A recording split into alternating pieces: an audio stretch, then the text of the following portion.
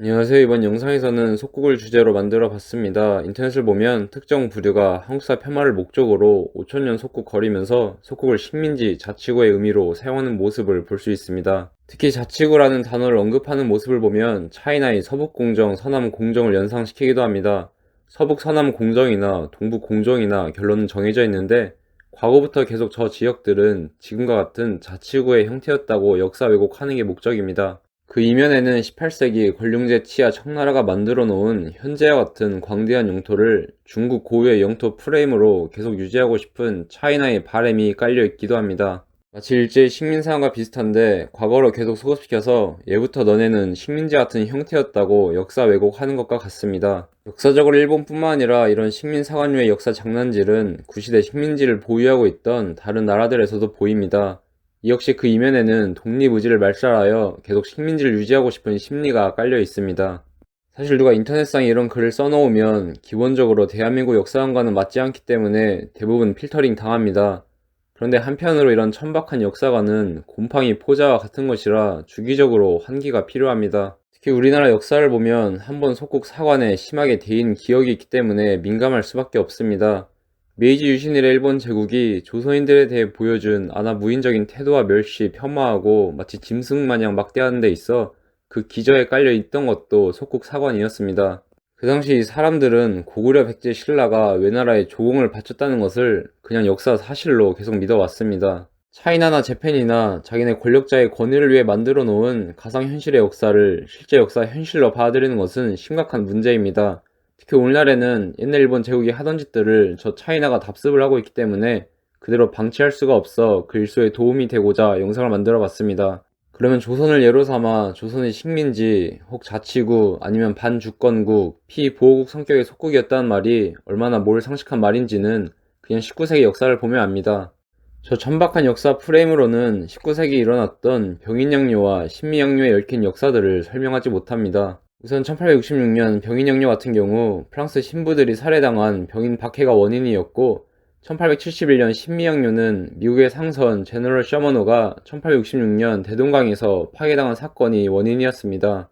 프랑스, 미국 모두 자국민이 살해당했으며 특히 미국의 경우 재산 침해까지 일어났습니다. 프랑스와 미국은 조선이 자행한 일을 단순히 자국의 인명, 재산 침해로 여기지 않고 국가 모독으로 여겼고 이 문제를 심각하게 받아들입니다. 그리고 그 복수 차원에서 1866년 프랑스가 쳐들어와 병인 양요가 일어나고 1871년 미국이 쳐들어와 신미 양요가 일어났다는 게 일반적인 인식입니다. 하지만 역사를 좀 더 파보면 프랑스나 미국이나 곧바로 조선으로 들이닥친 것은 아닙니다. 당시 조선에 대해 알려진 정보가 너무 없었기 때문에 프랑스나 미국이나 먼저 청나라 총리 아문에 상의를 합니다. 여기서 잠깐 총리 아문에 대한 설명을 해보겠습니다. 총리 아문은 1차, 2차 아편 전쟁을 겪으면서 예부 입원원을 통해 이루어진 청나라의 전통적인 외교 형식이 심하게 흔들리기 시작하고 청나라가 새로운 국제외교 형식에 대응하기 위해 만든 외교 전담 기관입니다. 기존 중국의 외교는 형식에 있어 중국 황제가 윗자리에 있는 위계 질서가 있는 관계였습니다. 그러나 1차 아편 전쟁에서 승리한 영국은 그런 관계를 거부하고 서로 대등한 관계를 공인할 것을 요구하였고 그 과정에서 대군주라는 칭호가 나오게 됩니다. 프랑스의 중국에 대한 노선도 마찬가지였는데 1844년 황푸에서 조약을 체결할 때 프랑스는 청나라와 똑같이 황제라는 칭호를 사용합니다. 당시 프랑스는 왕정이었고 루이 필리프가 왕의 자리에 있었습니다. 루이 필리프의 공식 호칭은 호아 데 퐁세이였고 호아는 영어의 킹에 대응되는 말로 흔히 왕으로 번역됩니다. 당시 19세기에 이르면 수세기에 걸친 유럽의 선교사들의 노력 덕분에 이렇게 사전이 편찬될 정도로 중화에 대한 지식들이 쌓인 상태였습니다. 당연히 호아에 대응하는 한자는 왕이라는 것을 당시 프랑스인들도 알고 있었습니다. 그러나 프랑스는 왕이라고 하지 않고 일부러 청나라 보라고 똑같이 황제라는 칭호를 사용합니다. 그 당시 프랑스 국내에서 발행한 언론 기사를 보면 자기네들도 신기한지 프랑스 황제라는 역사적인 말이 사용되었다고 특별히 언급하기도 합니다. 이렇게 이미 1840년대 중국의 중화 세계는 파괴되어가는 상황이었고 본인들도 저항을 하지만 1860년 영푸연합군의 북경 함락으로 청나라는 완전히 새로운 국제 외교 관계를 받을 수밖에 없게 됩니다. 그리고 그 결과 탄생한 것이 총리 아문입니다. 총리 아문과 더불어 북경의 각국의 공사관이 신설된 것도 새로운 국제 외교를 받아들인 청나라의 모습을 잘 보여주고 있습니다. 이렇게 청나라 내에서는 총리 야문을 통한 새로운 외교가 시작되고 세관이 바뀌며 상식의 틀이 뒤바뀌어가고 있었습니다. 이런 상황 속에서 1866년 병인 박해가 일어나고 프랑스는 일단 조선에 대한 정보를 얻는 목적에서 그 이웃 국가인 청나라에게 먼저 물어봅니다. 조선이 주기적으로 청나라에 조공을 바치러 오는 것쯤은 프랑스도 알고 있었는데 구체적으로 그게 어떤 관계인지에 대해서는 알지 못하고 있었습니다.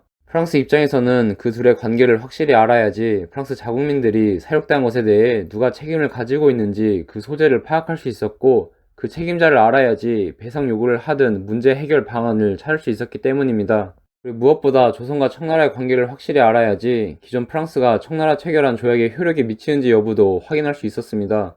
1858년 영국, 프랑스, 미국, 러시아 4개국과 청나라가 체결한 텐진 조약에서는 청나라 영토 내의 기독교의 포교권을 인정하고 있었기 때문에 만약에 조선 땅이 청나라의 지배력에 미치는 영토라고 한다면 병인 박해는 텐진 조약을 위반한 결과가 되기도 하기 때문입니다. 그래서 북경 주재 프랑스 대리공사 벨로네는 총리하문에게 조선과 청나라의 관계가 어떻게 되는지 문의를 합니다. 이때 총리하문의 수장인 공친왕과 서로 주고받은 서신이 전해지고 있습니다. 공친왕 같은 경우 1860년 북경 함락일에 사실상 밑바닥까지 내려갔던 당시 청나라의 국정 핸들을 잡고 있던 주요 인물이었고 그가 총리하문을 이끌고 있었습니다. 그 당시 서신으로 이루어진 이 둘의 대화를 보면 중국 속국의 허구성이 제대로 드러납니다. 중국 정부는 조선에 대한 어떠한 권한이나 힘이 미치지 않는다고 나에게 여러 번 확인시켜 주었습니다. 그렇기 때문에 텐진 조약이 이 나라에 적용되지 않는다고 하였습니다. 이제 우리는 조선에 대한 중국 정부의 권위를 인정하지 않는다고 분명하게 말합니다. 하지만 이후에도 프랑스는 청나라가 뒤에서 몰래 조선을 도와주는 거 아니냐고 의심하기도 하는데 공신왕은 여기에 반박하며 조선과의 관계를 다시 확인시켜줍니다. 그리고 여기서도 속국의 허구성이 드러납니다. 귀하가 하시는 말을 보면 대저 황제의 정부가 조선인들을 감추고 보호하려는 의도가 있다고 넌지시 말하고 계시는데 이건 가장 이상하고 터무니없는 주장이십니다. 그리고 조선 사신이 왕래하는 것에 대해서는 다음과 같이 해명합니다. 이 관행은 굉장히 오래된 것이고 근래에 만들어진 것이 아닙니다. 그곳에서 관리들이 오는 것과 금년 그곳으로 우리의 관리들이 간 것은 예식에 관한 것이며 오랜 관행에 따른 것일 뿐입니다. 프랑스와 조선 간 분쟁에 관한 언급은 일절 없었으며 이런 예식을 잠시 보류하거나 폐지할 수는 없었습니다라고 조선과 청나라의 관계는 그저 관행에 따른 의례적인 행사뿐이라고 해명을 합니다. 1860년대 당시 청나라의 상황을 보면 태평천국이라는 새로운 구심력이 여전히 중국 남부에서 힘을 발휘하고 있었고 태평천국에 가려진 역사이긴 하지만 중국 내 이슬람 교도들 역시 저항운동을 일으키고 있었습니다. 청나라의 구심력이 약해지는 상황 속에서 사실 청나라는 자기 앞가림도 힘든 상황이었으니 외국어로서 조선의 본질이 그냥 대놓고 드러나게 된 겁니다. 프랑스는 청나라가 조선에 대한 아무런 권한도 없고 그에 따라 조선이 외교 마찰을 일으킨 것에 대해서 청나라는 완전히 무관하며 그냥 서로가 별개의 나라이기 때문에 프랑스는 청나라가 조선에 대한 어떠한 책임을 질 의무도 없다는 것을 확인합니다. 이렇게 다 확인하고 나서야 조선에 대한 군사 원정이 이루어지게 된 겁니다. 한편으로 프랑스는 조선에 대한 군사 원정을 청나라에 대한 협박용으로 사용하려는 모습도 보이고 있습니다. 당시 벨로네가 공친왕에게 한 말을 보면 겉보기에는 말을 공손하게 하지만 그 이면에는 공친왕에게 협박하고 있는 모습을 볼 수 있습니다. 저는 이 과시적인 처벌이 중국 정부에도 도움이 될 것이라고 생각합니다. 현재 지방 당국들이 외국인들이 가져다주는 새로운 사고와 제국의 공익은 생각해 보지도 않고 자기들의 편견에만 사로잡혀 수긍을 못할 시에는 군사 동원까지 생각하고 있는데 그들의 부적절함을 되돌아볼 수 있게 해줄 것입니다. 이번 조선의 군사 원정은 폐하의 화해 노력만으로는 막기 힘든 중국 내 군사 개입이 일어나는 것을 방지하는 결과를 낳을 것이라고 봅니다. 이 말의 요지는 프랑스를 건드린 조선이 어떻게 굴복당하는지 눈 똑똑히 보고 있다가 아직도 자신들을 야만인 취급하며 배척하고 있는 시대착오적인 청나라 사람들한테 제대로 현실 인식을 시키라는 것이 벨로네 말의 본심입니다. 당시 벨로네는 프랑스가 북경을 점령했듯 조선의 수도를 점령하고 그 나라 임금의 항복을 파내는 것을 그냥 당연하게 생각하고 있었습니다. 조선의 임금이 무조건 항복을 선언하고 우리 존귀하신 황제의 관대함을 믿고 그의 자비를 베풀어 줄 것을 애원하지 않는 한 화해를 시도하는 어떠한 노력도 무용지물일 것입니다. 하지만 벨로네의 호언 장담과 달리 실제 역사는 미국 주천공사 벌링겜의 표현대로 프랑스 원정군은 사실상 격퇴당하고 옵니다. 체면을 구긴 프랑스는 제너럴 샤머너 사건으로 인명피해를 입었던 미국과 영국을 꼬드겨서 연합함대를 결성해 조선을 다시 쳐들어가려고 했으나 삼국 간 이해관계가 달랐기에 이런 역사는 일어나지 않습니다. 한편 프랑스의 조선 원정에 이르기까지 전 과정을 옆에서 지켜보는 나라가 있었는데 바로 미국입니다. 이 서신을 보면 병인 양료가 이루어진 과정이 세세하게 기록되어 있는 모습을 볼 수 있습니다. 미국이 조선에 관심을 가진 이유는 표면상으로는 제너럴 샤머너 사건의 진상을 파악하기 위해서였지만 사실 미국은 오래전부터 코리아에 관심을 가지고 있었습니다. 이 글을 보면 최소한 1845년 미국 하원에서 코리아와의 관계 맺기가 공론화되고 있었다는 것을 보여줍니다. 미국이 코리아에 왜 지속적인 관심을 가졌는지는 1880년 슈펠트가 한 말에서 그 까닭을 엿볼 수 있을 것 같습니다. 알래스카와 알루션 열도의 구입, 일본 샌드위치 열도, 사모아와의 조약 체결들은 머지않은 날에 태평양이 미국의 상업권이 될 것이라는 명제에 대한 필연적인 귀결들입니다. 미국이 태평양에서 패권을 행사한 날이 올 것이라는 말이 망상이 아니라 실제 현실이 되어가고 있다는 것이 슈펠트가 하고 싶은 말이었고, 우리는 이 말 속에서 조선과의 조약 체결은 미국의 태평양 패권 야망 실현의 연장선상에 있었다는 것을 추측해 볼 수 있습니다. 슈펠트의 경우 나중에 이야기하겠지만 끝없는 집념으로 1882년 조미수어 통상 조약을 성공시킨 당사자입니다. 이런 배경 속에서 1866년 제너럴 샤머너 사건은 조선에 접근할 구실을 만들어주는 좋은 발판이었습니다. 근데 기본적으로 제너럴 샤머너 사건은 미국의 인명과 재산 피해이기도 했기 때문에 태평양 내 미국의 정치력 확장이라는 목적과는 별도로 자국민을 보호하기 위해서라도 미국 정부는 계속 그 진상 파악에 나섭니다.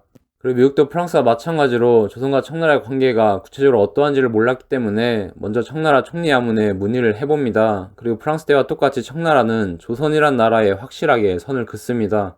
1866년 11월 27일 미국 주총무사 벌링겜이 동인도 함대를 이끌고 있는 해군 소장 베렉에 보낸 서신을 보면 다음과 같은 말이 나옵니다. 중국 정부는 조선에 대한 어떠한 책임도 없으며 그 나라 사람들에 대해서도 어떠한 관할권을 가지고 있지 않다고 하였습니다. 결과적으로 제너럴 샤머너에 관한 사무는 제 관할을 벗어나는 영역입니다. 즉 청나라가 조선에 이래라 저래라 할 수 있는 위치에 있지 않고 조선과 청나라는 완전히 별개의 나라이기 때문에 주청 미국 공사로서 자신이 할 수 있는 일이 없다는 것을 확실하게 이야기하고 있습니다.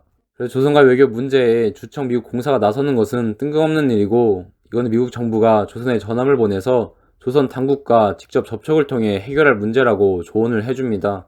1866년 11월 15일 벌링겜이 국무장관 수어드에 보낸 편지에도 다음과 같은 말이 나옵니다.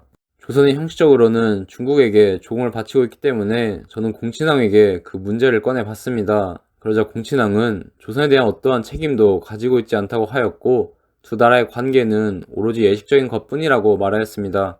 한 가지 흥미로운 점은 미국과 프랑스가 조선 문제에 엮여 비슷한 상황이 있었지만 그 대처 방법에 있어서는 두 나라가 달랐다는 점입니다. 이전에 프랑스가 공친왕에게 한 말을 보면 신부들의 처형 명령을 내린 관리, 그 형을 집행한 관리들은 모가지를 따고 그들의 재산을 몰수할 것입니다. 그리고 피해자 유가족들에게 그 재산을 나눠줄 것입니다. 이런 범죄 행위를 용인했든지 지휘했든지 간에 이런 사태를 막지 않은 그 나라 왕을 왕위에서 끌어내리거나 혹은 그 이상으로 처벌할 것입니다. 조선왕의 운명은 이제 나의 존귀하신 황제의 손에 달려 있습니다. 이 말을 통해 프랑스는 상당히 과격하고 극단적인 문제 해결 노선을 선택했다는 것을 알 수 있습니다. 한편으로 저런 과격한 언사는 전체적인 맥락을 볼 때 조선 문제를 수단 삼아 일부러 청나라 들으라고, 즉 너네도 그렇게 될 수 있다고 협박하기 위해서 더 저런 식으로 말한 것 같기도 합니다. 반면 미국은 프랑스처럼 책임자 목을 베고 국가 원수를 갈아치우겠다는 식의 오만하고 유화적인 태도를 보이지는 않습니다. 조급해하지 않고 대신 꾸준히 조선에 대한 정보를 수집하고 있었습니다. 청나라에 온 조선 사신단 일행을 몰래 만나거나 조선에 갔다 온 청나라 사람 등 가능한 범위 내에서 조선과 관련된 사람들을 만나면서 제너럴 샤머너 사건의 진상을 파악해 나갑니다. 제너럴 샤머너에 관한 진상을 조사하면서 일부가 살아있을 수 있다는 낙관론이 생겨나는데 이것이 미 정부가 조선과의 접촉에 더 적극적으로 나서도록 부추기는 데 영향을 줍니다. 한편으로 제너럴 샤머너의 진상 파악을 위한 꾸준한 조사는 조선이란 나라에 대한 미국의 이해력과 정보력을 높여주는 결과를 낳았습니다. 이 시기 작성한 미국의 외교 문서들을 보면 조선과 청나라 관계를 분석하는 글도 눈에 띕니다. 차이나에 온 날부터 전 능력이 닿는 대로 조선에 대한 정보를 입수하는 데 노력해왔습니다. 하지만 유감스럽게도 그다지 많은 성과가 있었다고는 말할 수 없습니다.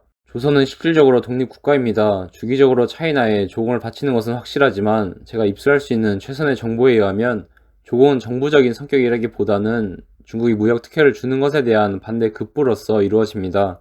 조공은 매년 육로를 통해 수많은 낙타 행렬이 조선산 생산품, 종이, 인삼 등을 싣고 오는데 사무역과 밀무역 목적의 것들입니다. 이 무역 원정대는 매년 3개월간 북경에 체류하는 것이 허용됩니다. 오랜 세월 계속되어 온 이런 합의들을 제외하고는 차이나와 조선이 서로 연결되는 부분은 일절 없습니다.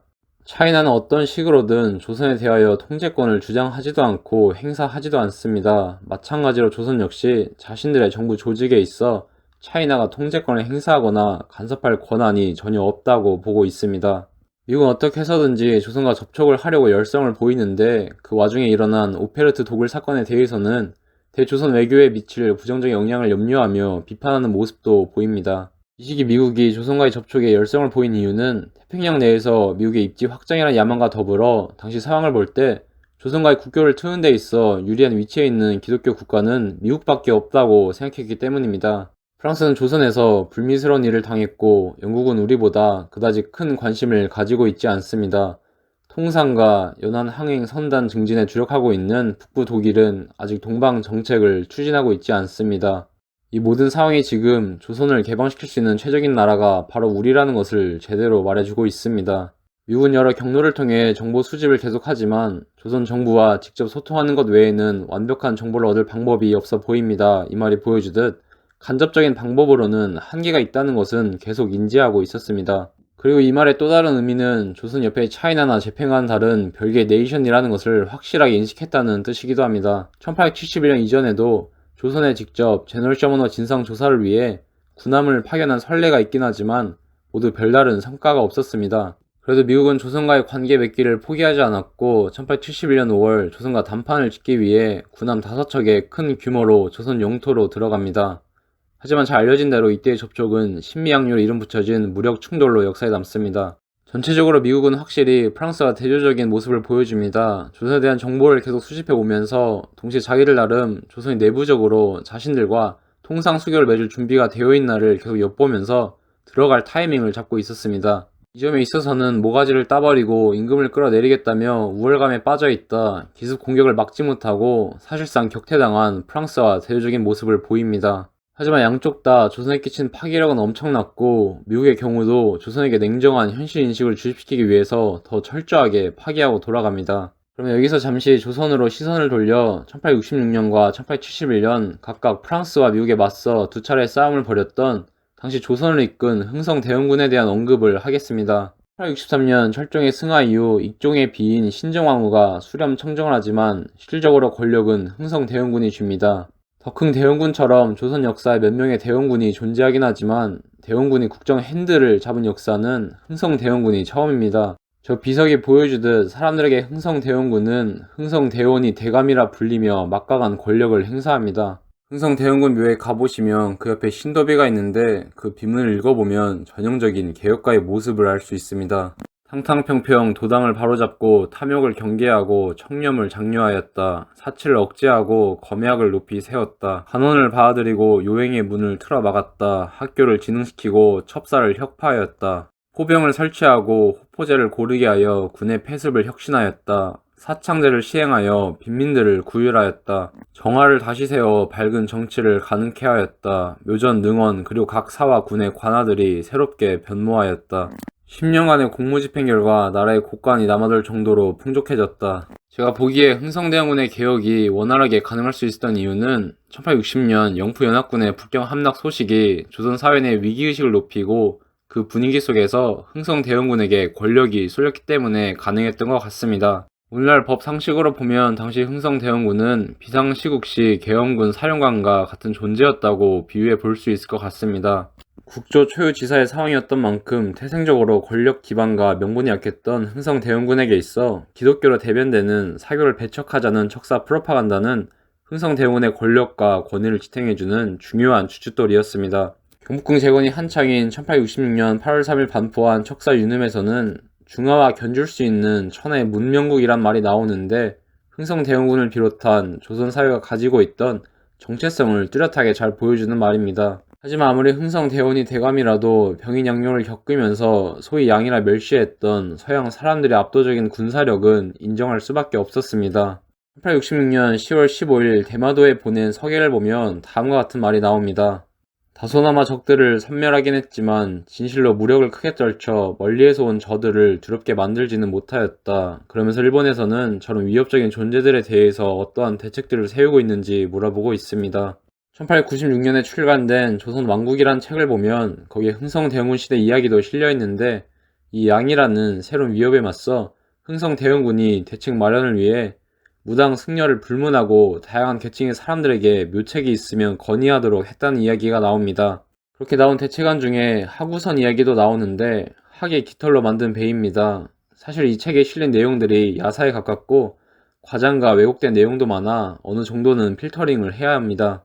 하지만 실제로 흥성대원군이 무기 개발에 나선 것은 역사 사실이고 실록에는 수레포를 개발하여 성능 실험을 했다는 이야기가 실려 있습니다. 흥성대원군 정권의 군제 개혁에 있어 한 축을 담당했던 신헌의 묘비에도 이 시기 무기 개발의 역사가 나옵니다. 임금님이 남한 산성에 행차했을 때 마반차 대포를 시험해 보았다. 돌아오는 길에 강에 들렀을 때에는 술의 이기를 시험해 보았다. 모두 부군께서 도서를 본떠 손수 만드신 것이다. 이 외에 총탄을 막기 위해 개발한 갑주인 면제 배갑은 현재 실물이 남아있고 운영궁 소포도 마찬가지로 현존하고 있는 당시 무기 개발 역사의 유산입니다. 프랑스와의 싸움이라는 새로운 경험이 자극이 되어 조선사회 무기 개발을 촉진시켰고 그 과정에서 다양하고 창의적인 실험들이 나왔다는 점에서는 충분히 의미가 있고 존중받을 만한 역사입니다. 그리고 적군에 맞서 싸웠던 군인들의 숭고한 희생은 당연히 존경받아야 하는 역사입니다. 하지만 동시에 이 역사는 그 시점 조선이 가지고 있던 지식의 한계를 잘 보여주고 있습니다. 개인적으로 프랑스인 신부들을 제대로 활용 못한 흥성대원군을 안타깝게 생각합니다. 그 당시 조선의 냉정한 현실인식에 도움을 줄 수 있는 귀중한 정보원들이었는데 아쉽게 전부 사라집니다. 흥성대원군이 가지고 있는 개혁가적인 추진력과 프랑스 신부들의 지식과 정보력이 융합했다면 그 나름 재밌는 역사도 나왔을 것 같은데 그런 역사가 없었습니다. 물론 현실적으로 흥성대원의 추진력을 가능케 해준 요인 중에 위정착사 프로파간다로 만들어낸 조선사회 분위기도 무시할 수 없기 때문에 그런 상황에서 프랑스인 신부와 협업 관계를 구축하는 것은 애초에 모순이 일어나고 흥성대원의 정치적인 위신을 밑에서부터 흔드는 높은 리스크를 일으켰을 겁니다. 하지만 좀 냉철하게 사고하고 국제 시류를 읽을 줄 알았다면 이미 병인양요에서 현실의 격차를 실감했기 때문에 1871년 굳이 미국과 무력 분쟁까지 할 필요는 없었을 것이라고 봅니다. 하지만 안타깝게도 조선은 1870년대에도 저 네이션들의 세계로 들어가지 못합니다. 미국은 당시 조선을 두고 다음과 같은 말을 남기기도 합니다. 조선은 지금 지구상에서 유일하게 자신들이 문명화되어 있다고 주장하는 나라이다. 그 때문에 유럽이나 미국 같은 기독교 국가들과 어떤 식으로든 교류를 갖는 것을 철저하게 거부한다.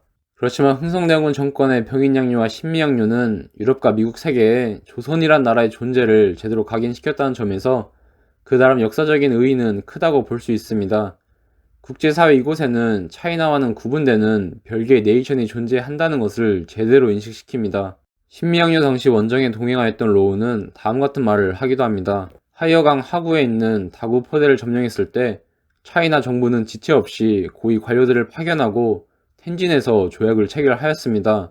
그런데 이 정부는 다른 네이션들에 대한 저항의 자세를 바꾸겠다는 기미를 조금이라도 보이고 있지 않습니다.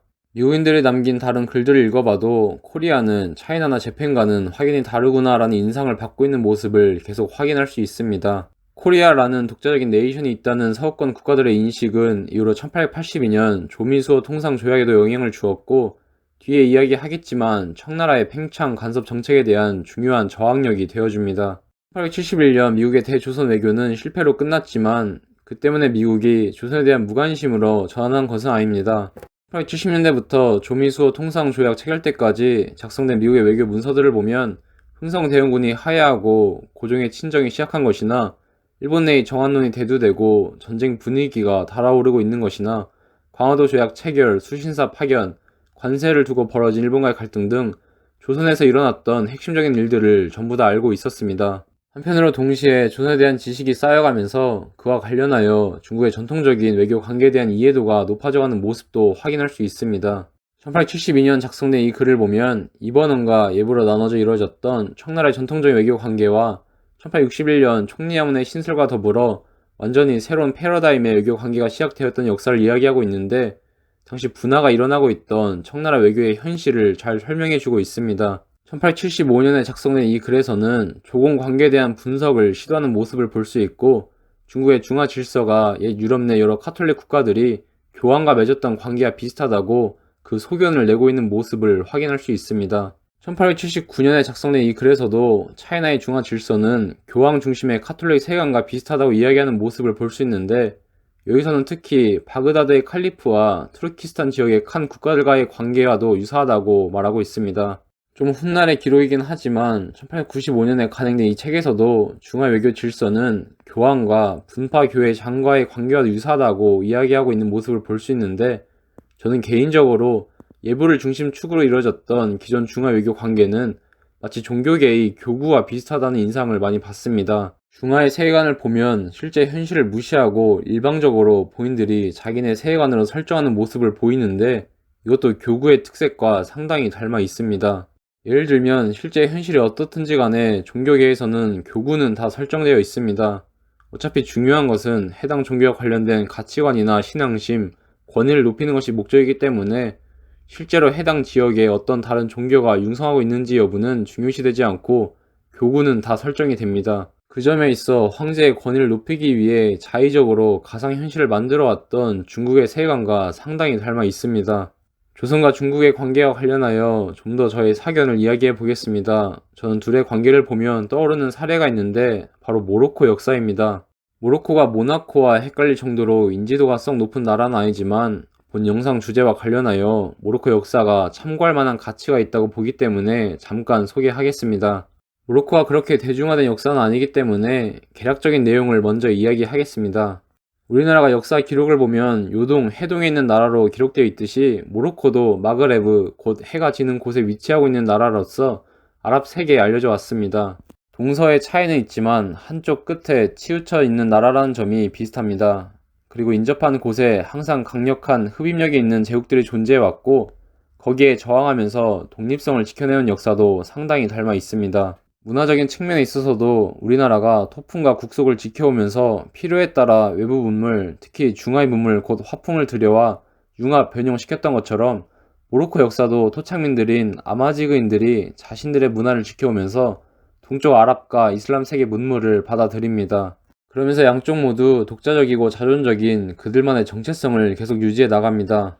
현재에도 모로코와 알제리 쪽으로 아마지그인의 정체성이 강하게 유지되고 있으며, 모로코의 경우 2011년 헌법 개정을 통해 아마지그인들의 문자인 티필라그 문자를 공식 문자 중 하나로 지정하기도 합니다. 이런 모로코 역사 중에서 알모라비드 왕조의 역사를 언급해 보겠습니다.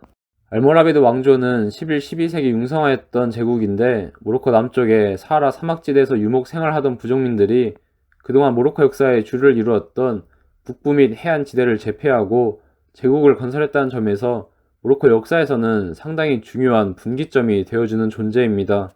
알모라비드 왕조는 굉장한 팽창력을 보여주는데, 그 강역이 이베리아 반도에서부터 세네갈 유역의 서아프리카 지대까지 이릅니다. 그리고 제국의 위강이 최고조에 달하는 1097년에 일종의 원로라고 할 수 있는 샤이어들이 군주인 유스프에게 호칭을 바꿀 것을 건의하는 기록이 있는데, 그 내용을 읽어보면 조선과 중국의 관계를 이해하는 데 도움을 주는 참고 가치가 있다고 보기 때문에 소개해 보겠습니다. 전하께서는 마그레브의 칼리프이십니다. 이제는 아미르가 아니라 아미르 알무 미닌이라 불려야 함이 마땅하옵니다.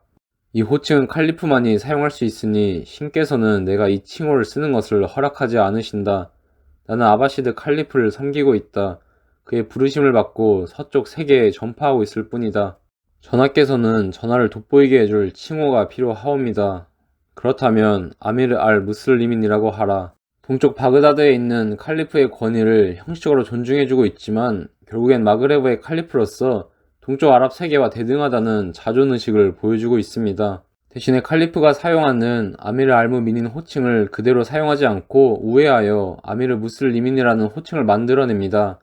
사실 아미르 알무 미닌이나 아미르 알 무슬리민이나 모두 이슬람 신도들의 총사령관과 같은 의미가 핵심이기 때문에 사실 별 차이가 없습니다. 그리고 저기서 유수프가 섬기다 이런 표현을 사용했는데, 이거는 정치적인 지배 종속 관계라고 볼 수는 없습니다.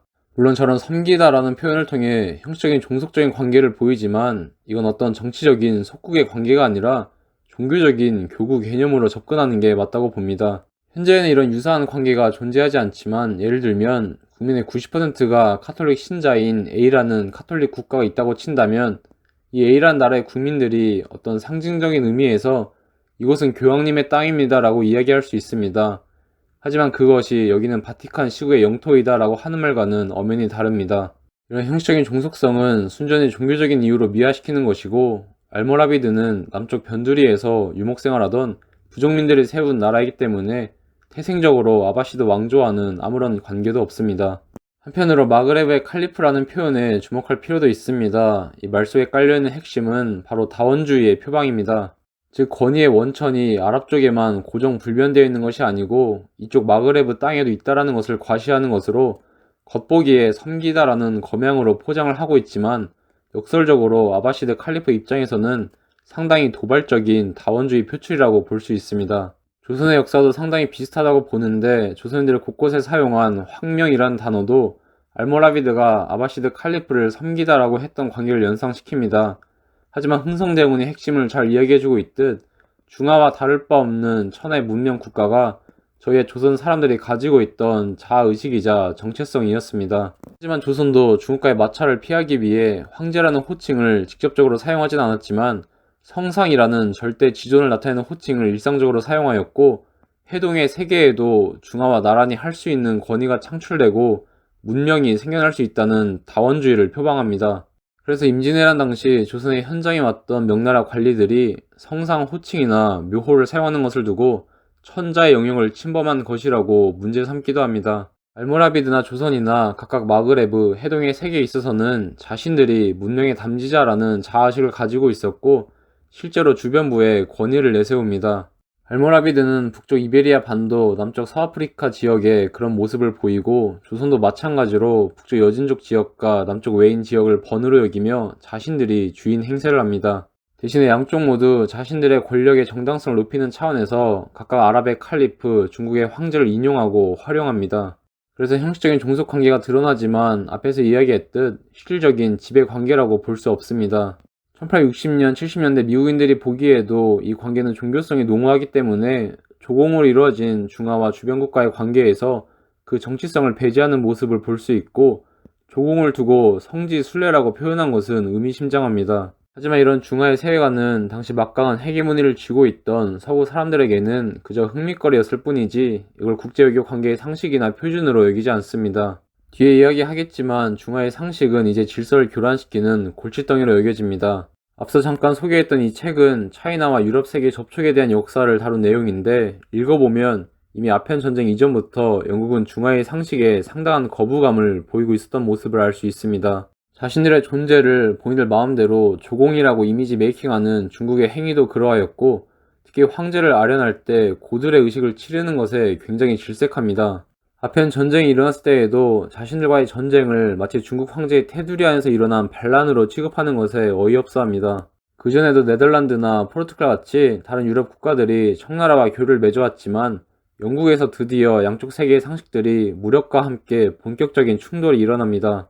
저 문장이 잘 말해주고 있듯이 세상을 보는 눈이 자기들과는 너무 달랐기 때문에 매 순간마다 두 개의 세계관은 충돌을 일으켰고 결국 1861년 총리아문의 신설이 보여주듯 유럽의 상식이 중화를 압도합니다.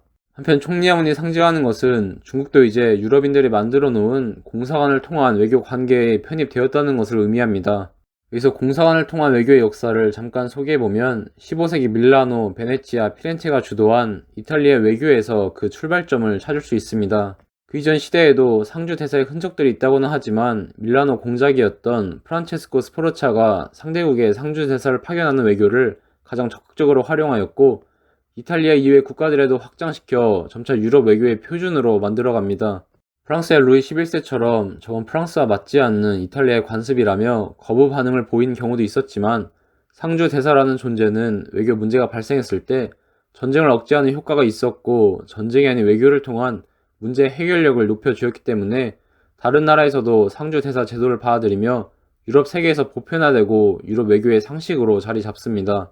이 기록처럼 오스만이나 페르시아 제국들은 이미 유럽의 상식을 받아들인 상태였지만 중화의 세계에서는 완전히 처음으로 겪어보는 외교 관계였습니다. 1867년 오스만 제국 술탄 압딜 라지즈는 몸소 런던, 파리, 비엔나를 방문하기도 합니다. 오스만 제국도 과거에는 중국과 비슷하게 고드레와 같은 의식들을 유럽 사절단들에게 강요한 역사가 있었습니다. 하지만 이제 시대가 달라지고 상식이 달라집니다. 저는 이런 새로운 국제 외교를 잘 표현해준 말이 패밀리 오브 네이션이라고 보고 있습니다.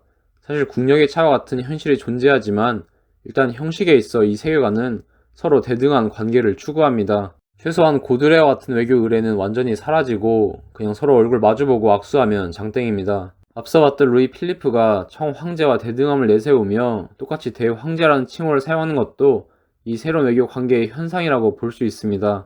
국가 원수면 그 직위가 왕이든 공작이든 황제이든 대통령이든 동급입니다. 상호 국가의 공사관을 설치하는 것도 이 외교 관계의 특징입니다.